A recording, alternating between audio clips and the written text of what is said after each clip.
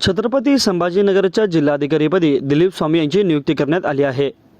छत्रपती संभाजीनगरचे माजी जिल्हाधिकारी अस्तिम कुमार पांडे यांच्या महापालिकेने जिल्हा प्रशासनातील सुमारे 4 वर्षातील कार्यकाळाचा विचार करता त्यांची निवडणूक आयोगाच्या नियमांमुळे लोकसभा निवडणुकीच्या पार्श्वभूमीवर बदली अपेक्षित होती।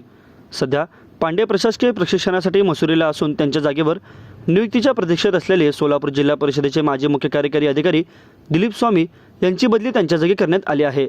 शासनाने त्यांना बदलीचे आदेश जारी केले असून MRDAचे सहसचिव दीपक सिंगला, सिडकोला मुख्य प्रशासक या पदावर बदली होऊनही अद्याप रुजू न झालेल्या भाग्यश्री विस्पुते ही नावे देखील जिल्हाधिकारी होण्यासाठी स्पर्धेत आहेत। राज्यातील 24 IAS अधिकाऱ्यांच्या बदल्या झाल्या असून त्यात छत्रपती संभाजीनगर जिल्हाधिकारी पदांचा समावेश नव्हता। त्यामध्ये दिलीप स्वामी यांचे नाव चर्चेत होते, तसेच त्यांना नियुक्तीपत्र देखील देण्यात आले।